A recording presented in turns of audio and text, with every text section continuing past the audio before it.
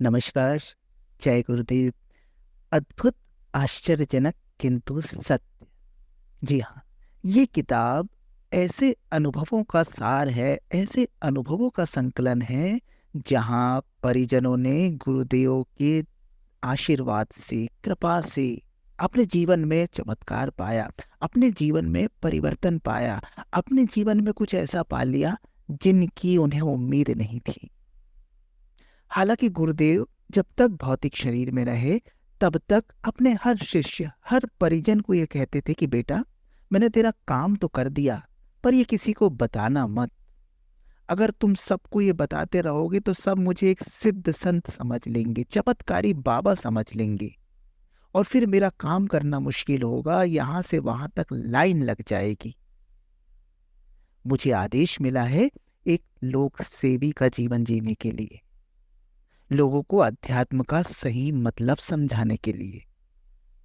अतः मेरी चमत्कारों को तुम कम से कम मेरे जीते जी, कम से कम मेरे भौतिक शरीर में रहते हुए मत बताना। तो हालांकि गुरुदेव के जब भौतिक शरीर में वो थे तो भी कुछ साधक, परिजन, शिष्य अपनी घटनाओं का उल्लेख कर देते थे, किंतु फिर भी गुरुदेव इन सबको मना करते थे।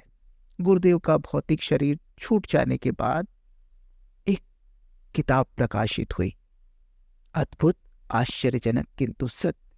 उसमें उन परिजनों की, उन शिष्यों की भाव विभोर कर देने वाली कहानियां हैं, जिसमें उन्होंने गुरुदेव के चमत्कार को साक्षात अनुभव किया। गुरुदेव के भौतिक शरीर छोड़ देने के बाद भी सूक्ष्म जगत से गुरुदेव कैसे काम करते हैं, स्थूल शरीर में रहते हुए गुरुदेव ने कैसे लोगों का जीवन बदला, इन्हीं सब कहानियों का संकलन है इस किताब में। तो इस किताब की श्रृंखला में जो कहानियां आएंगी वो शिष्यों के स्वयं के अनुभव है। हम उनका नाम लेकर यहाँ पर इन कहानियों को पढ़ने का प्रयास करेंगे।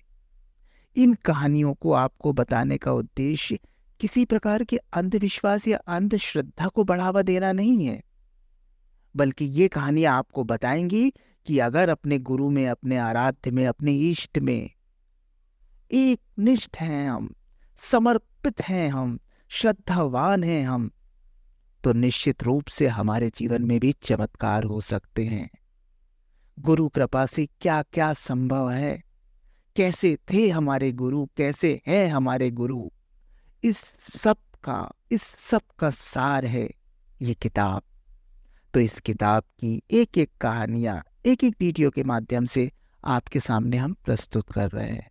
आप भी इनका आनंद लें और अपने जीवन में अपने आराध्य, अपने इष्ट के प्रति समर्पण भाव लाएं। समर्पण से चमत्कार घटित हो सकते हैं। तो शुरू करते हैं। जयशंकर रावत जी बतलाते हैं कि यह घटना 1990 की है, जब मैं परम वंदनीय माता जी से दीक्षा लेकर पहली बार नवरात्रि अनुष्ठान में था। इससे पहले कि मैं घटना का जिक्र करूं, यह बता दूं कि मेरे यहाँ बिना मांसाहार या मछली के भोजन नहीं बनता था। गायत्री दीक्षा लेने एवं नवरात्रि में अनुष्ठान करने के कारण मैंने मांस मछली खाना बंद कर दिया। मैं एक बार दाल, रोटी, चटनी और शाम को फलाहार लेने लगा। इसके चलते परिवार के सभी सदस्य, माता पिता, भाई, मेरी अर्धांगिनी को छोड़कर सभी मुझसे नाराज रहने लगे और बातचीत बंद कर दी। नवरात्रि के अंतिम दिन की बात है। मेरा 5 वर्ष का भतीजा अमित अचानक किसी कारण से डर गया। वह बुरी तरह रोने चिल्लाने लगा। जो भी उसे गोद में उठाने जाता वह छिटककर उससे दूर जा खड़ा होता और आंखें फाड़कर उसकी ओर देखने लगता। दादा दादी, माता पिता सभी परेशान हो गए। बच्चा जोर जोर से चिल्ला रहा था, तुम लोगों के इतने बड़े बड़े दांत हैं, तुम लोग मुझे खा जाओगे, मैं तुम्हारे पास नहीं आऊंगा। सभी हतप्रभ थे, कुछ समझ नहीं पा रहे थे। मैं जप में बैठा था। करीब आधे घंटे से यह सिलसिला चल रहा था। आखिर में थक हार कर सब लोग मुझे पुकारने लगे, शंकर देखो ना, मुन्ने को क्या हो गया है, हम लोगों से डर रहा है, कहता है हमारे सिर पर सींग है, हमारे बड़े बड़े दांत हैं, हम उसे खा जाएंगे। सभी लोगों का ध्यान दूसरी ओर देख बच्चा चुपचाप जाकर एक मेज के नीचे दुबक कर बैठ गया।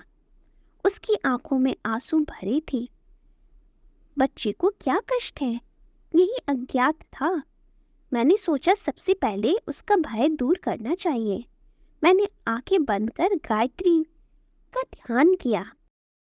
एक हल्की सी आवाज सुनाई पड़ी, आज मनी का जल बच्चे को पिला। मैं आज मनी का जल लेकर उसके पास गया। मुझे पास देखकर बच्चा जल्दी से आकर मुझसे चिपक गया। गोद में उठाकर दुलारा तो देखा, उसके मुंह पर एक पूरा आश्रित का भाव था। वह मेरे पास आकर अपने आप को सुरक्षित महसूस कर रहा था। ध्यान में मिले निर्देश के अनुसार मैंने आज मनी का जल पिलाया। बच्चा गोद में ही सो गया। इस घटना के बाद मेरे प्रति परिवार का मनोभाव बदल गया। फिर उन्होंने भी मांसाहार त्याग दिया और दीक्षा लेकर गायत्री परिवार से जुड़ गए। मांसाहार आसुरी प्रवृत्ति है, यह मैंने पुस्तकों में तो पढ़ा था, पर सरल स्वभाव शिशु के स्वच्छ हृदय में यह बात इस प्रकार मूर्त रूप में प्रकट हुई कि मेरे परिवार का वातावरण ही बदल दिया। इसे मैं गायत्री उपासना का ही प्रतिफल मानता हूँ। जय गुरुदेव।